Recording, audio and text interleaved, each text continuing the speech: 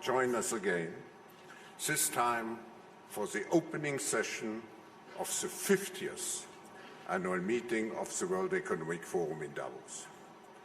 It is an honor to host you, Mr. President, on this very special occasion. And you have here in the room and in some overflow rooms, you have really the best of what the global business community can offer, in addition to over 300 representatives from governments. You return to Davos accompanied by a strong delegation of cabinet secretaries and senior officials is testimony to the fact that you recognize the need for America to maintain a prominent role on the global stage. In the past 3 years, the United States, by any metric, experienced a story of economic growth and dynamism. Stock market performance alone is one indication, as is the record low unemployment rate. Investors are showing deep confidence in the short and long-term potential of the US economy. Yet, Mr. President, with this good news, we all know there remain challenges ahead for the United States and for the rest of the world. We look forward to hearing your reflection as we gather here at this crucial time. Please, ladies and gentlemen, welcome Donald J. Trump, the 45th President of the United States.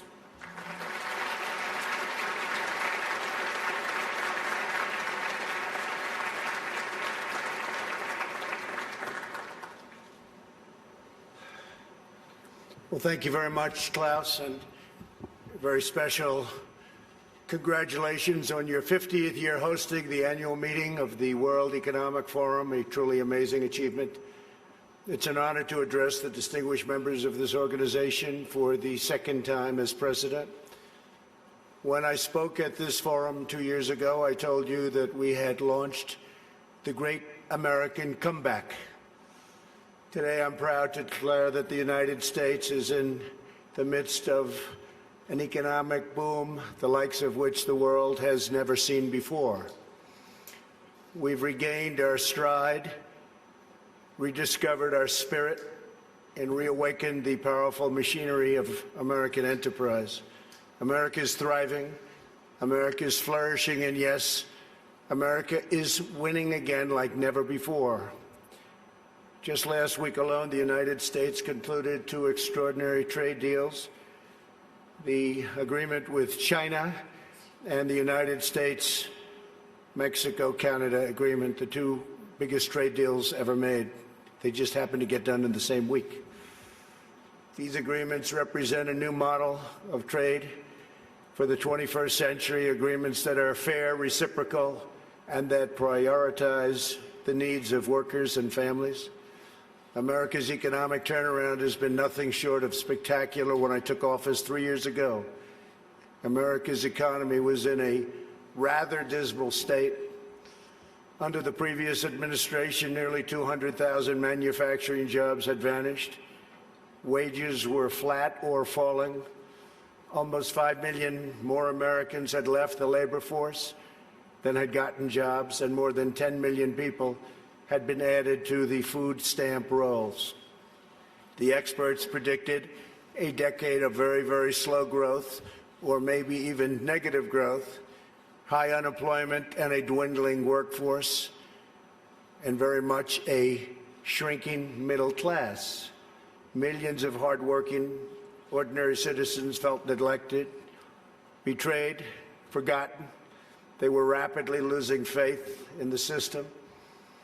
Before my presidency began, the outlook for many nations was bleak. Top economists warned of a protracted worldwide recession. The World Bank lowered its projections for global growth to a number that nobody wanted to even think about.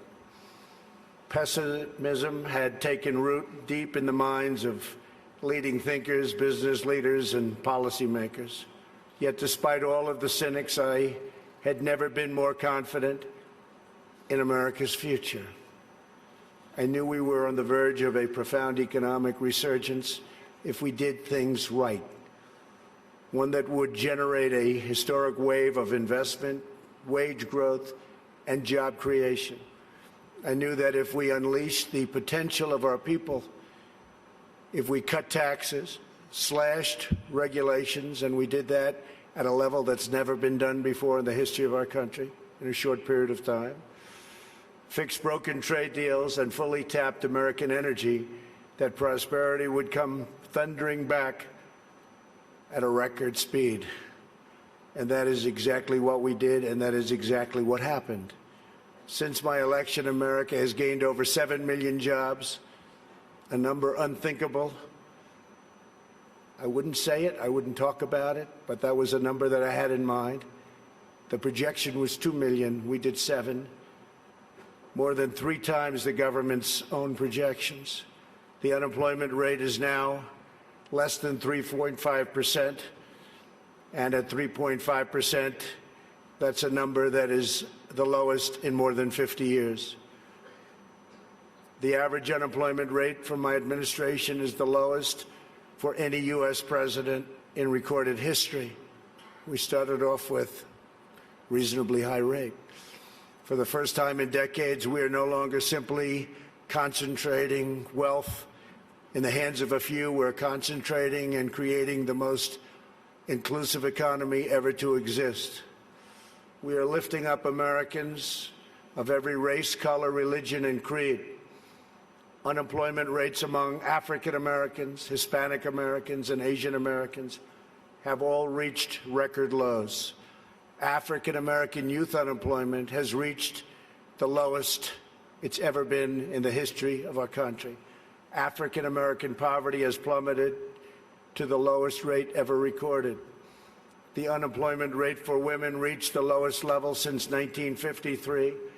And women now comprise a majority of the American workforce. That's for the first time. The unemployment rate for veterans has dropped to a record low.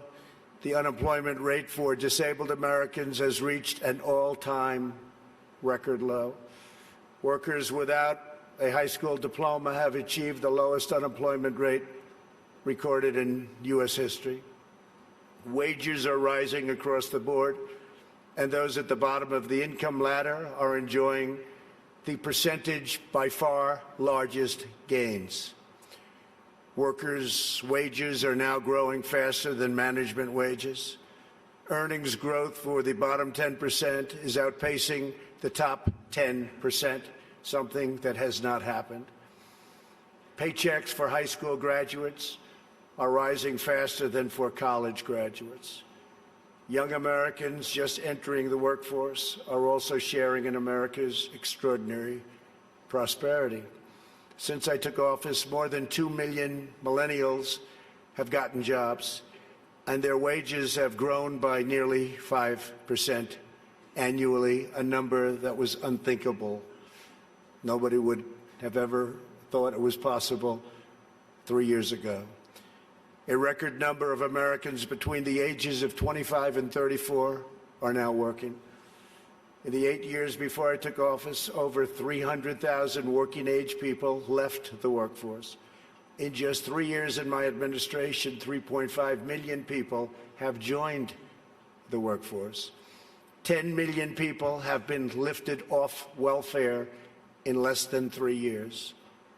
Celebrating the dignity of work is a fundamental pillar of our agenda.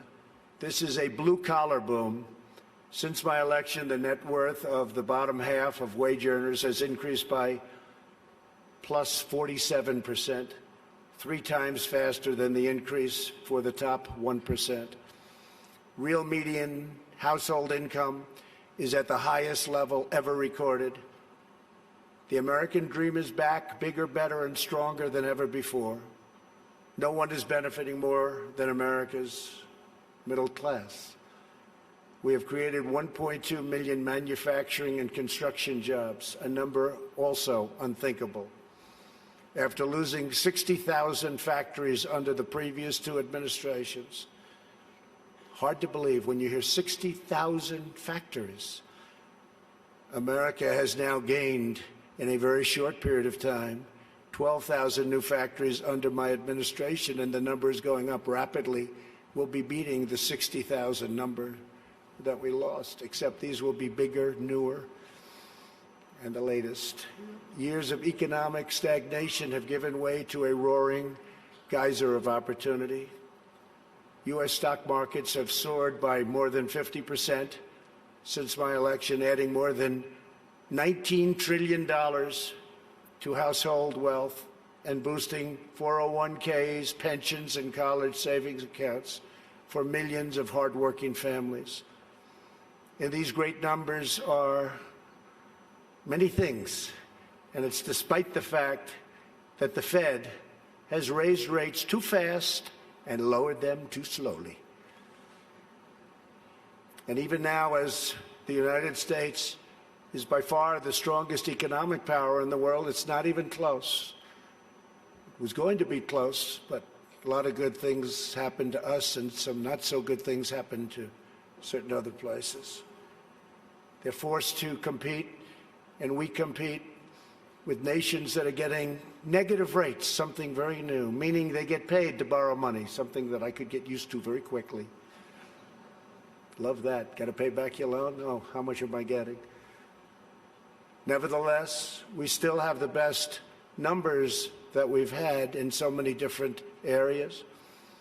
It's a conservative approach, and we have a tremendous upside potential when all of the trade deals and the massive deregulation starts kicking in, which will be during this year, especially toward the end of the year. Those trade deals are starting to kick in already. The regulations are kicking in right now. And I see such tremendous potential for the future. We have not even started because the numbers we're talking about are massive. The time for skepticism is over. People are flowing back into our country. Companies are coming back into our country. Many of you who I know are coming back in with your plants and your factories. Thank you very much. America's newfound prosperity is undeniable, unprecedented, and unmatched anywhere in the world. America achieved this stunning turnaround not by making minor changes to a handful of policies, but by adopting a whole new approach centered entirely on the well-being of the American worker. Every decision we make on taxes, trade, regulation, energy, immigration, education, and more is focused on improving the lives of everyday Americans. We are determined to create the highest standard of living that anyone can imagine. And right now, that's what we're doing for our workers, the highest in the world.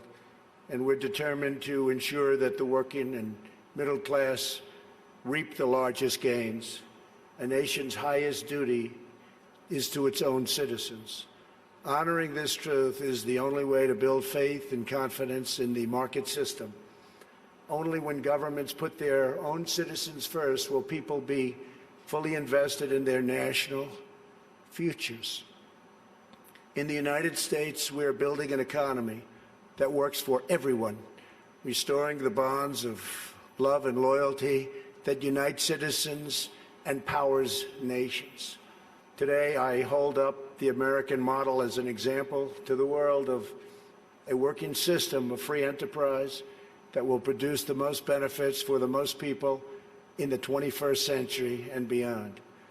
A pro-worker, pro-citizen, pro-family agenda demonstrates how a nation can thrive when its communities, its companies, its government, and its people work together for the good of the whole nation.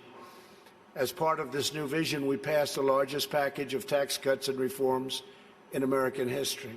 We doubled the child tax credit, benefiting 40 million American families and lifting 650,000 single mothers and their 1 million children out of poverty, and out of poverty quickly.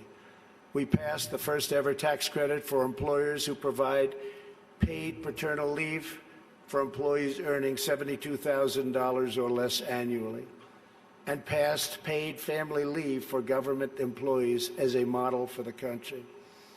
We made child care much more affordable, and reduced or eliminated child care wait lists all across the nation. Our child care reforms are supporting working parents and ensuring their children have access to high-quality care and education, all of which they very much deserve. We lowered our business tax from the highest in the developed world down to one that's not only competitive, but one of the lower taxes. We created nearly 9,000 opportunity zones in distressed communities where capital gains on long-term investments are now taxed at zero, and tremendous wealth is pouring into areas that for 100 years saw nothing. The 35 million Americans who live in these areas have already seen their home values rise by more than $22 billion. My administration has also made historic investments in historically black colleges and universities. I saved HBCUs. We saved them. They were going out, and we saved them. We're removing roadblocks to success and rewarding businesses that invest in workers, families, and communities. We've also launched the most ambitious campaign in history to reduce job-killing regulations. For every new regulation adopted, we are removing 8 old regulations, which will save an average of American households about $3,100 per year. It was going to be for every one, we do 2, but we were able to lift that to 8, and we think that's going to go quite a bit higher. We still have a way to go. Today, I urge other nations to follow our example and liberate your citizens from the crushing weight of bureaucracy. With that, you have to run your own countries the way you want. We are also restoring the constitutional rule of law in America, which is essential to our economy, our liberty, and our future.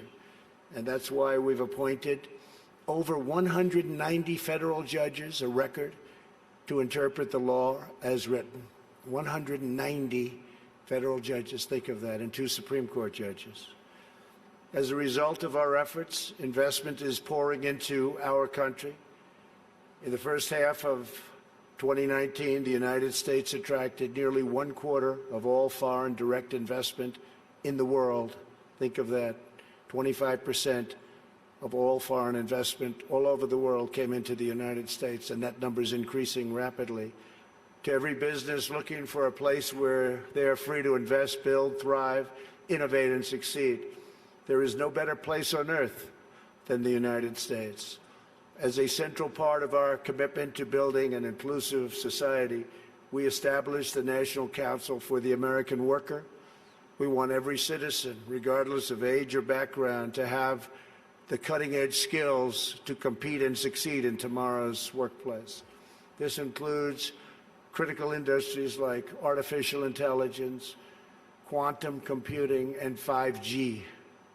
Under Ivanka's leadership, who's with us today, our pledge to America's workers has become a full-blown national movement with over 400 companies committing to provide new job and training opportunities to already very close to 15 million American students and workers. 15 million.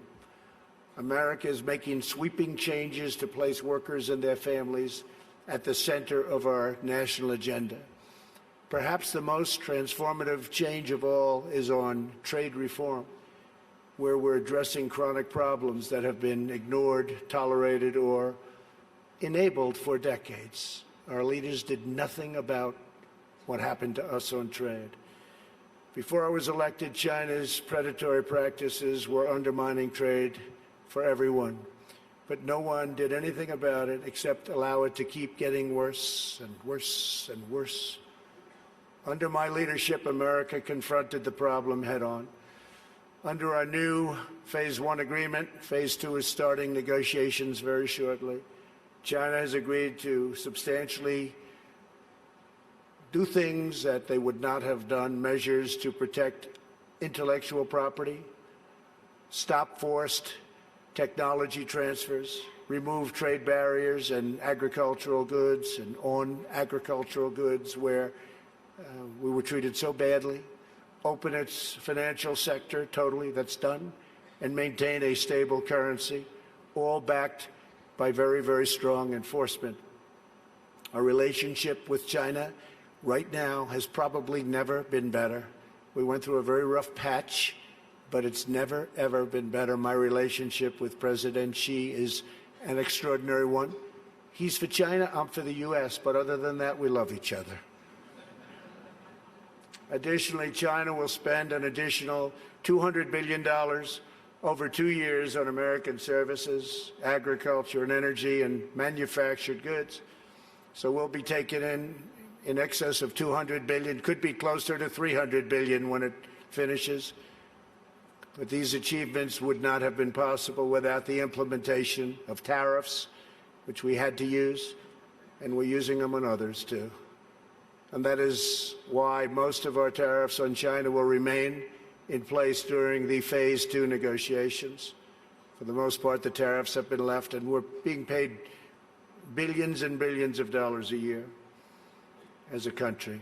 As I mentioned earlier, we ended the NAFTA disaster, one of the worst trade deals ever made, not even close, and replaced it with the incredible new trade deal, the USMCA, that's Mexico and Canada.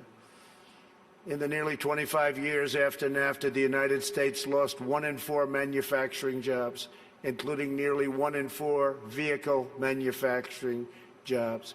It was an incentive to leave the country. The NAFTA agreement exemplified the decades-long failures of the international trading system. The agreement shifted wealth to the hands of a few, promoted massive outsourcing, drove down wages, and shuttered plants and factories by the thousands. The plants would leave our country, make the product, sell it into our country. We ended up with no jobs and no taxes, would buy other countries' product. That doesn't happen anymore. This is the wreckage that I was elected to clean up. It's probably the reason I ran for president more than any other thing, because I couldn't understand why we were losing all of these jobs to other countries at such a rapid rate. And it got worse and worse, and I think it's probably the primary reason that I ran, but there are other reasons also. And to replace with a new system that puts workers before the special interests, and the special interests will do just fine, but the workers come first. Our brand new USMCA is the result of the broadest coalition ever assembled for a trade agreement. Manufacturing, agriculture, and labor all strongly endorsed the deal. And as you know, it just passed in Congress overwhelmingly. It shows how to solve the 21st century challenge we all face, protecting intellectual property, expanding digital trade, reshoring lost jobs, and ensuring rising wages and living standards. The United States has also concluded a great new trade deal with Japan, approximately $40 billion, and completely renegotiated our deal with South Korea. We're also negotiating many other transactions with many other countries, and we look forward to negotiating a tremendous new deal with the United Kingdom. Have a wonderful new Prime Minister and wants very much to make a deal, as they say.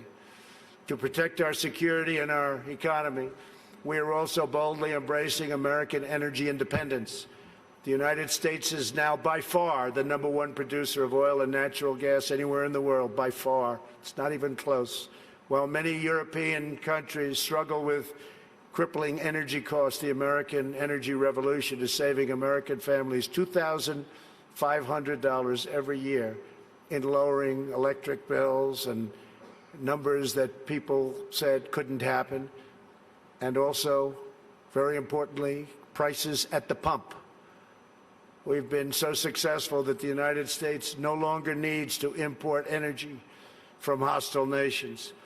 With an abundance of American natural gas now available, our European allies no longer have to be vulnerable to unfriendly energy suppliers either. We urge our friends in Europe to use America's vast supply and achieve true energy security. With U.S. companies and researchers leading the way, we are on the threshold of virtually unlimited reserves of energy, including from traditional fuels, LNG, clean coal, next-generation nuclear power, and gas hydrate technologies. At the same time, I'm proud to report the United States is among the cleanest air and drinking water on Earth, and we're going to keep it that way. And we just came out with a report that at this moment, it's the cleanest it's been in the last 40 years. We're committed to conserving the majesty of God's creation and the natural beauty of our world. Today, I'm pleased to announce the United States will join 1 Trillion Trees initiative being launched here at the World Economic Forum. 1 trillion trees. And in doing so, we will continue to show strong leadership in restoring, growing, and better managing our trees and our forests. This is not a time for pessimism. This is a time for optimism. Fear and doubt is not a good thought process, because this is a time for tremendous hope and joy and optimism and action. But to embrace the possibilities of tomorrow, we must reject the perennial prophets of doom and their predictions of the apocalypse. They are the heirs of yesterday's foolish fortune tellers, and I have them, and you have them, and we all have them. And they want to see us do badly, but we don't let that happen. They predicted an overpopulation crisis in the 1960s, mass starvation in the 70s, and an end of oil in the 1990s. These alarmists always demand the same thing: absolute power to dominate, transform, and control every aspect of our lives. We will never let radical socialists destroy our economy, wreck our country, or eradicate our liberty. America will always be the proud, strong, and unyielding bastion of freedom. In America, we understand what the pessimists refuse to see: that a growing and vibrant market economy focused on the future lifts the human spirit and excites creativity strong enough to overcome any challenge by far. The great scientific breakthroughs of the 20th century, from penicillin to high-yield wheat to modern transportation and breakthrough vaccines, have lifted living standards and saved billions of lives around the world, and we're continuing to work on things that you'll be hearing about in the near future, that even today, sitting here right now, you wouldn't believe it's possible, that we have found the answers. You'll be hearing about it, but we have found answers to things that people said would not be possible, certainly not in a very short period of time. But the wonders of the last century will pale in comparison to what today's young innovators will achieve, because they are doing things that nobody thought even feasible to begin. We continue to embrace technology, not to shun it. When people are free to innovate, millions will live longer, happier, healthier lives. For 3 years now, America has shown the world that the path to a prosperous future begins with putting workers first, choosing growth, and freeing entrepreneurs to bring their dreams to life. For anyone who doubts what is possible in the future, we need only look at the towering achievements of the past. Only a few hundred miles from here are some of the great cities of Europe, teeming centers of commerce and culture. Each of them is full of reminders of what human drive and imagination can achieve. Centuries ago, at the time of the Renaissance, skilled craftsmen and laborers looked upwards and built the structures that still touch the human heart. To this day, some of the greatest structures in the world have been built hundreds of years ago. In Italy, the citizens once started construction on what would be a 140-year project, the Duomo of Florence. Incredible place. While the technology did not yet exist to complete their design, city fathers forged ahead anyway, certain that they would figure it out someday. These citizens of Florence did not accept limits to their high aspirations. And so the Great Dome was finally built. In France, another century-long project continues to hold such a grip on our hearts and our souls that even 800 years after its construction, when the Cathedral of Notre Dame was engulfed in flames last year, such a sad sight to watch, unbelievable sight, especially for those of us that considered it one of the great monuments and representing so many different things. The whole world grieved. Through her sanctuary now stands scorched and charred, and a sight that's hard to believe. When you got used to it, to look at it now, hard to believe. But we know that Notre Dame will be restored magnificently. The great bells will once again ring out for all to hear, giving glory to God and filling millions with wonder and awe. The cathedrals of Europe teach us to pursue big dreams, daring adventures, and unbridled ambitions. They urge us to consider not only what we build today, but what we will endure long after we are gone. They testify to the power of ordinary people to realize extraordinary achievements when united by a grand and noble purpose. So together we must go forward with confidence, determination, and vision. We must not be timid or meek or fearful, but instead we must boldly seize the day and embrace the moment. We have so many great leaders in this room, not only business leaders, but leaders of nations. And some are doing such a fantastic job. We work together very closely. We will draw strength from the glories of the past, and we will make greatness our common mission for the future. Together we will make our nations stronger, our countries safer, our culture richer, our people freer, and the world more beautiful than ever before. Above all else, we will forever be loyal to our workers, our citizens, and our families, the men and women who are the backbone of our economies, the heart of our communities, and the soul of our countries. Let us bring light to their lives one by one and empower them to light up the world. Thank you very much. God bless you. God bless your countries, and God bless America. Thank you. Thank you very much.